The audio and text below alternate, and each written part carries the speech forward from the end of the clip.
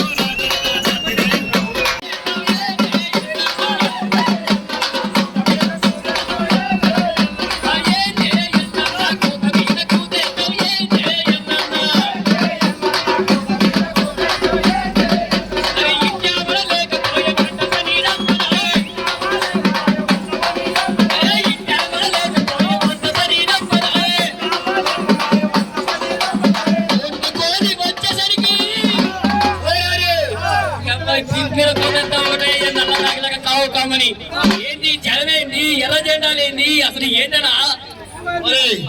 నీ ముఖం చూస్తే మోడీ మొహం ఉన్నట్టే ఉంది అయ్యా. ఇంటా లేకపోతే వంట కాదంటివి. అసలు ఇంటా లేకపోతే వంట అవుతురా? వంట కాదే, గ్యాస్ ఉంటే గ్యాస్ లేదే. ఇక ఎలక్షన్ టైం ఎలక్షన్ సరికి సైలెంట్ ఉన్నాడు. మొత్తం రాష్ట్రాల్లో ఎలక్షన్ అయిపోయింది. ఒక రూపాయి గ్యాస్ పెంచిండు, గ్యాస్ రేట్లు పెంచిండు. అదన్నాడు ఇదన్నాడు ఆయన. ఇక వాళ్ళ గురించి చెప్పాలంటే మనందరం కూడా మన సమస్యల పరిష్కారం కావాలంటే ఆ కలెక్టర్ గారి ధర్నా ఆఫీస్ ముందు పోయి మనం ధర్నా కూర్చొని ఈ ప్రజల కోసం నిలబడేటువంటి పార్టీ భారత కమ్యూనిస్టు పార్టీ సిపిఐ కాబట్టి మనందరం కూడా పోయి చదువుదామంటే నువ్వు లేకపోయి ఈ లేకపోయి నేను ఒక్కనే ఖర్చు చెప్పాలంటే నాకు అట్లా ఉండే. నువ్వు ఆగిపోయినారా బిడ్డ? ఊళ్ళో కథలు చెప్తారు. ఆ కథలు వినడానికి ఇక కింద గుడ్డి కింద గొంగడేసుకొని ఆ కథలు విని కురుగు తీసారు బిడ్డ. ఏం కథలు రా? ఏ కథలు ఏంటి? ఎల్లం కథలు, పొల్లం కథలు, మైసం కథలు, మాయం కథలు, ఈ కోసిగారి కథలు. అరే ఓ బిడ్డ, నువ్వు కథలు చెప్తావంటే బాగా మంచి మంచి కథలు చెప్తావు, మంచి మంచి పాటలు పాడతావు. ఇక మనం మన అద్భుతమైన కథలు ఏందో ఒకసారి జనాన్ని చెప్తారా బిడ్డ? చుట్టలు దాగే ముసలోళ్ళారా,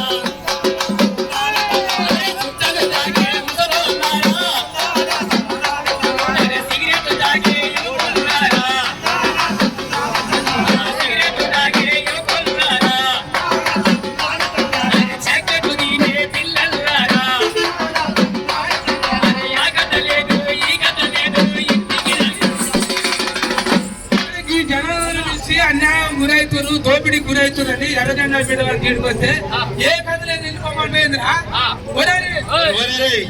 అన్ని దెబ్బలు దండించుకుని వీడు ఖచ్చితంగా మోడీ గారికి పోయొచ్చిండు. అన్ని దండించుకునే సగలే ఉన్నాయి రారి. అరే ఆ కథలు ఏ కథలు ఎన్నోరా? ఇలా మనందరం మన జనానికి మంచి మాటలు చెప్పాలొచ్చినాం. ఎందరో అమర వీరులు వారి ప్రాణాలను సైతం నిలబెట్టి 100 సంవత్సరాలు కలిగినటువంటి చరిత్ర భారత కమ్యూనిస్టు పార్టీ ఉంది. 100 సంవత్సరాలు ఎంతో మంది అమరులు అయ్యారు. అందుకని బిడ్డ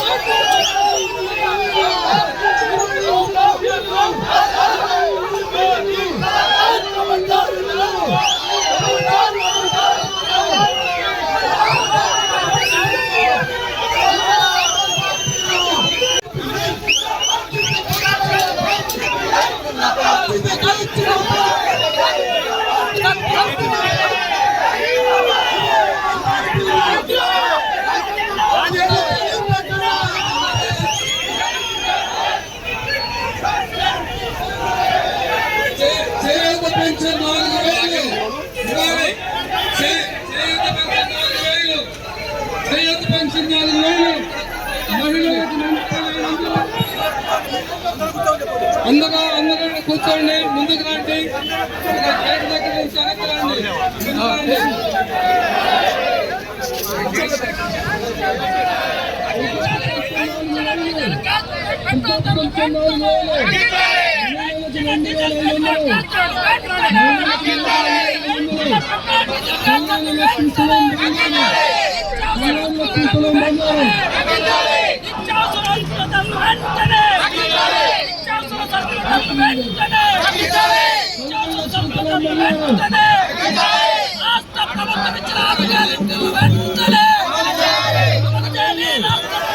మహిళలకు 2,500, మహిళలకు నెలకు 2,500, కళ్యాణ లక్ష్మి తులం బంగారం, కళ్యాణ లక్ష్మి తులం బంగారం. ప్రతి పేదవాడికి ఇల్లు, ప్రతి పేదవాడికి ఇంటి స్థలం. భారత కమ్యూనిస్ట్ పార్టీ.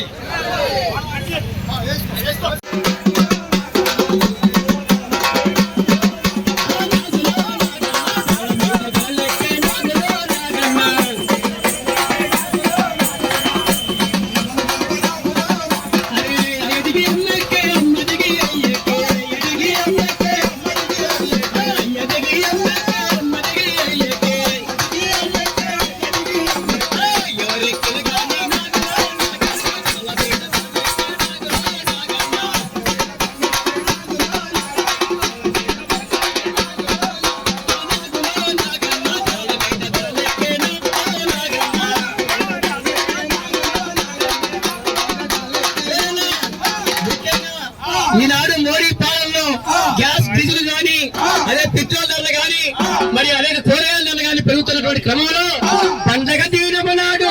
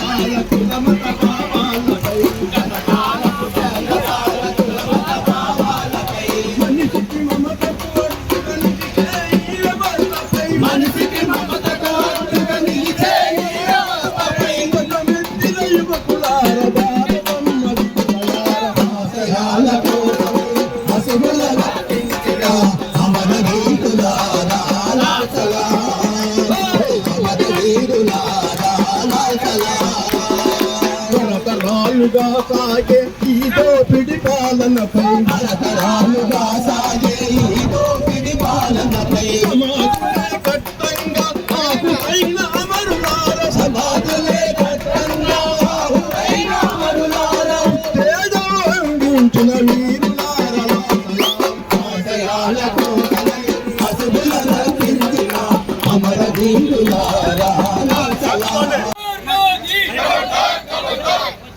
కాంగ్రెస్ ఈరోజు కేంద్ర ప్రభుత్వం, కేంద్రంలో అధికారంలో ఉన్నటువంటి నరేంద్ర మోడీ, అదేవిధంగా రాష్ట్రాల్లో అధికారంలో ఉన్నటువంటి కాంగ్రెస్ పార్టీ ప్రభుత్వం, ముఖ్యమంత్రి రేవంత్ రెడ్డి గారు ఎన్నికల్లో ఇచ్చినటువంటి వాగ్దానాలన్నింటినీ మధ్యలో రాబాకు సారు 6 గ్యారెంటీల పథకాన్ని అమలు చేయాలన్నటువంటి దాంతో భారత కమ్యూనిస్టు పార్టీ తెలంగాణ రాష్ట్ర సమితి ఈరోజు తెలంగాణ రాష్ట్ర వ్యాప్తంగా కలెక్టర్ కార్యాలయాల ముందు ధర్నా నిర్వహించాలని, ఈ డిమాండ్స్ పైన నిరసన తెలియజేయాలని, ప్రభుత్వం వెంటనే వాటిని అమలు చేసేందుకు ప్రభుత్వాలు కేంద్ర ప్రభుత్వం పట్ల రాష్ట్ర ప్రభుత్వం పట్ల ఒత్తిడి తేవాలన్నటువంటి నిర్ణయంతో ఈరోజు ఖమ్మం కలెక్టర్ కార్యాలయం ముందు ధర్నా నిర్వహిస్తా ఉన్నాం. ఇవాళ ఈ దేశంలో అధికారంలో ఉన్నటువంటి నరేంద్ర మోడీ ఇవాళ గొప్పగా చెప్పుకుంటా ఉన్నాడు. పుష్కర కాలం అధికారంలో ఉన్నాం. ఇవాళ ఈ దేశాన్ని ఇవాళ అభివృద్ధి బాటలో నడిపిస్తామని చెప్తున్నటువంటి నరేంద్ర మోడీ 12 సంవత్సరాల క్రితం జరిగినటువంటి ఎన్నికలలో ఈ దేశంలో ఉన్నటువంటి యువతకి మన కొత్తగూడెం శాసనసభ్యులు కోనమనేని సాంబశివరావు గారు దగ్గరలోకి వచ్చారు. వారు కూడా ఈ కార్యక్రమంలో పాల్గొంటారు. దయచేసి కాంగ్రెస్ అందరూ ఎవరు వెళ్లకుండా మనం కలెక్టర్ గారికి మెమోరాండం ఇవ్వాలి. సాంబశివరావు గారికి ఇవాళ ఈ కార్యక్రమంలో సాంబశివరావు గారు కూడా పాల్గొని మాట్లాడతారు కాబట్టి దయచేసి కాంగ్రెస్ అందరూ ఒక అరగంట సేపు మీరు సమయాన్ని వెచ్చించి ఇబ్బంది పడకుండా ఈ కార్యక్రమాన్ని జయప్రదం చేయమని పార్టీ కార్యకర్తలకు విజ్ఞప్తి చేస్తా ఉన్నాం. నాయకత్వం అంతా ఎవరు వెళ్లకుండా చూసుకోవాల్సిందిగా కోరుతా ఉన్నాం. సరే, ఈ 12 సంవత్సరాల క్రితం జరిగినటువంటి ఎన్నికల్లో సంవత్సరానికి 2 కోట్ల ఉద్యోగాలు ఇస్తాం, నిరుద్యోగులకు ఉద్యోగ వసతి కల్పిస్తామని చెప్పి వాగ్దానం ఇవ్వటం జరిగింది. కానీ నరేంద్ర మోడీ 2 కోట్ల ఉద్యోగాలు కాదు, 2 లక్షలు కూడా ఈ 12 సంవత్సరాల కాలంలో ఇవ్వలేనటువంటి పరిస్థితి ఉంది. ఇవాళ ప్రభుత్వ రంగాన్ని వాళ్ళ గుండె గుత్తగా వేలం వేస్తూ ప్రైవేటు సంస్థలకు అప్పగెడుతూ ఉన్న ఉద్యోగాల్ని నరేంద్ర మోడీ 12 సంవత్సరాల కాలంలో వాళ్ళ ప్రైవేటీకరణ చేసినటువంటి పరిస్థితులు మనం చూసాం.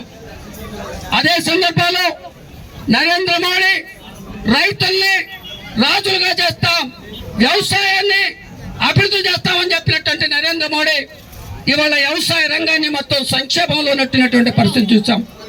ఈ రోజు వ్యవసాయం చేసేటువంటి పరిస్థితి లేనటువంటి పరిస్థితి చూస్తాం. ఎరువుల ధరలు విపరీతంగా పెరిగినటువంటి నేపథ్యంలో ఇవాళ యూరియాని కూడా సప్లై చేయాలన్నటువంటి దౌర్భాగ్య పరిస్థితుల్లో వాళ్ళ రైతులు వాళ్ళ బజార్లకి లైన్లలో నిలబడి గుండెపోటుతో చనిపోయినటువంటి పరిస్థితిని మనం వాళ్ళ చూస్తున్నటువంటి పరిస్థితి చూస్తా ఉన్నాం.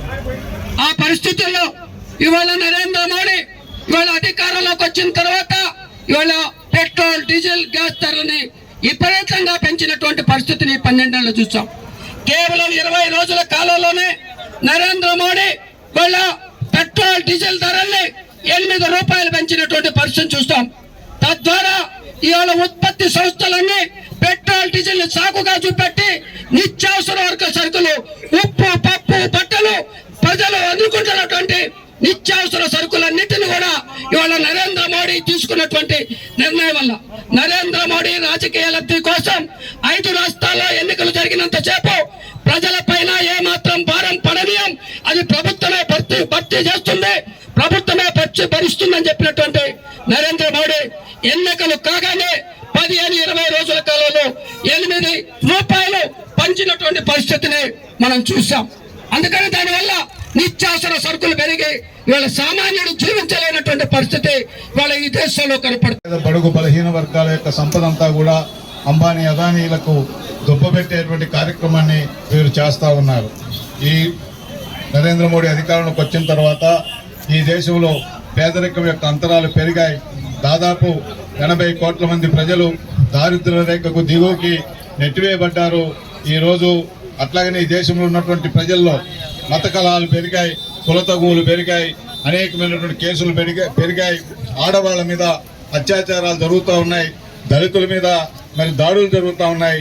ఇటువంటి పరిస్థితుల్లో మీరు తీసుకునేటువంటి ఆర్థిక విధానాలు ఈ దేశ సంపద 10% మంది ప్రజల చేతుల్లోకి 90% సంపద నెట్టివేయబడింది. దానికి తగినటువంటి విధానాలతోని మీరు దేశంలో ఉన్నటువంటి సంపద మొత్తాన్ని కార్పొరేట్ సంస్థలకి కట్టబెట్టే రకంగా విశాఖ స్టీల్ దగ్గర నుంచి ఎల్ఐసి దగ్గర నుంచి అన్నిటిని కూడా మీరు ప్రైవేటీకరణ చేయడం కోసం ప్రయత్నం చేస్తున్నారు. దాంట్లో భాగంగానే కోట్లాది రూపాయల సొమ్ముని, లక్షల కోట్ల రూపాయల సొమ్ముని కార్పొరేట్ శక్తులకి వెదజల్లుతున్నారు. దాంట్లో భాగంగానే ఈనాడు ఈ నెల కాలంలో మీరు గ్యాస్ మీద 100 రూపాయలకు పైగా, అట్లాగనే పెట్రోల్ డీజిల్ మీద 10 రూపాయల వరకు పెంచి పేద ప్రజల మీద దాడి చేస్తూ ఉన్నారు. పేద ప్రజల మీద ఈ యొక్క భారం పట్టడం వల్ల నిత్యావసర రవాణా సదుపాయాలకి ఎక్కువగా ఈ పెట్రోల్ డీజిల్ వినియోగించడం వల్ల రవాణా సదుపాయాల యొక్క రేట్లు పెరగడం వల్ల నిత్యావసర వస్తువుల ధరలు పెరుగుతూ ఉన్నాయి. ఈ దేశంలో ద్రవ్యోల్బణం పెరుగుతూ ఉంది. తద్వారా పేదవారి యొక్క కొనుగోలు శక్తి పడిపోతూ ఉంది. కాబట్టి కేంద్ర ప్రభుత్వం తక్షణం పెంచిన గ్యాస్ పెట్రోల్ ధరలతో పాటు పేదలకి ఈ కాలంలో కొంత సదుపాయాలని, సబ్సిడీలని ఇవ్వాల్సినటువంటి అవసరం ఉన్నది. అట్లాగనే మన రాష్ట్రంలో కాంగ్రెస్ పార్టీ అధికారంలోకి వచ్చినాడు. వాళ్ళు ఒక బ్యాంకు చెక్కులు పట్టుకొని తిరిగినట్లుగా 6 గ్యారంటీల పేరుతోని పత్రాలు పట్టుకొని ఇల్లు తిరిగి మీకు ఇవన్నీ కూడా మేము అమలు చేస్తాం, ఇది బ్యాంకు గ్యారంటీ అనుకోండి మీరు అని చెప్పి వాళ్ళు ప్రజల్ని నమ్మబలికారు. కానీ మీరు తీసుకొని బయలుదేరినటువంటి 6 గ్యారంటీలు ఇవాళ అమలు జరుగుతున్నాయా అని ప్రజలు అడుగుతున్నారు. ఆడవాళ్ళకి 2500 రూపాయలు ఇచ్చారా? మరి మీరు పెన్షన్ల రేట్లు పెంచారా? అట్లాగనే మీరు ఫీజు రీయింబర్స్మెంట్లు ఇచ్చారా? ఇవన్నీ కూడా ఏమీ ఇవ్వలేదు. రైతులకు 2 లక్షల రూపాయలు మీరు రుణమాఫీ చేస్తామన్నారు. దాదాపు 20,000 కోట్ల రూపాయలు రైతులకు ఇంకా మీరు రుణాలు ఇవ్వాల్సినటువంటి అవసరం ఉన్నది. కళ్యాణ లక్ష్మికి మీరు ఇంకొక తులం బంగారం ఇస్తామన్నారు. తులం కాదు, పావులెత్తు కూడా ఇచ్చినటువంటి పరిస్థితి లేదు. అట్లాగనే ఇందిరమ్మ ఇళ్ల పేరుతోని లక్షల ఇళ్లు ఇచ్చినామని మీరు చెప్తున్నారు. కానీ ఈ రోజు వరకు 30,000 ఇళ్లకు కూడా స్లాపులు పడలేదు. మీరు 10,000 ఇళ్లకు కూడా బిల్లులు ఇవ్వలేదు. ఇది వాస్తవం. ఇదే సందర్భంలో మరలా 2 లక్షల ఇళ్లు మేము ఇస్తామని ఒక మేకపోతు గాంభీర్యంతో మాటలు చెప్తున్నారు, పేర్లు రాసుకున్నారు. కానీ వాస్తవ లబ్ధిదారులు పడేటువంటి ఇబ్బందిని గ్రౌండ్ లెవెల్లో కమ్యూనిస్ట్ పార్టీ కార్యకర్తలు చూస్తున్నారు, ప్రజలు చూస్తున్నారు. ఈ రాష్ట్రంలో దాదాపు 25 లక్షల మందికి ఇళ్ల అవసరం ఉన్నది.